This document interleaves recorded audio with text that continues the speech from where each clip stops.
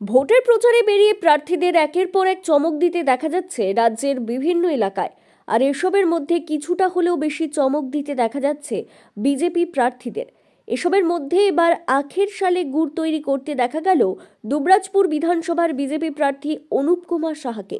Anup Kumar Saha vote প্রচারে পৌঁছে গিয়েছিলেন দুবরাজপুর বিধানসভায় বালিজুড়ি গ্রাম পঞ্চায়েতের চণ্ডীপুর গ্রামে।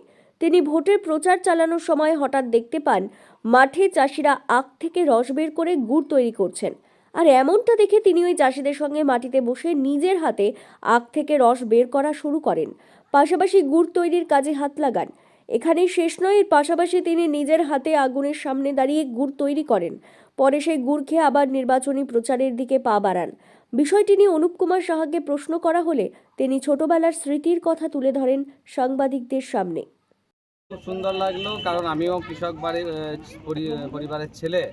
আমাদেরও একসময় বাড়িতে আখের চাষ হতো, আমরা এই কাজ করতাম, আমরাও মাঠে ঘাটে কাজ করেছি। তাই খুব আনন্দ লাগলো যে এই কাজ যারা করছেন কষ্টের মধ্যে দিয়ে তাদের সংসারগুলো তারা চালাচ্ছেন এবং এই জীবিকা তারা বেঁচে রেখেছেন, এটাই সবথেকে বড় বিষয়।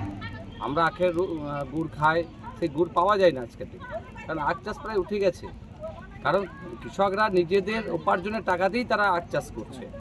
সরকারিভাবে কৃষকদের সহযোগিতা প্রয়োজন বিভিন্ন ক্ষেত্রে, এখন নেই বলেই আখের চাষও বন্ধ।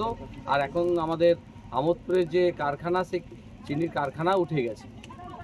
খুব সুন্দর লেগেছে, খুব ভালো লেগেছে। যারা আখ চাষ করছেন সেই কৃষক বন্ধুদের আমি প্রণাম জানাচ্ছি। হ্যাঁ, আমি এই কাজ করেছি আগেও, তাই এই কাজটা করতে খুব আনন্দ লাগলো এবং আগেকার দিনের কথা মনে পড়ল। আমরা তাদের সাথে কথা বললাম, আখ চাষিদের কথা শুনছি, কৃষকদের সমস্যা, পাড়াতে মানুষদের বিভিন্ন রকম সমস্যা, সেই সমস্যা কিভাবে আগামী দিনে সমাধান হবে। সমাধান একটাই রাস্তা, এই সরকারটাকে পাল্টানো।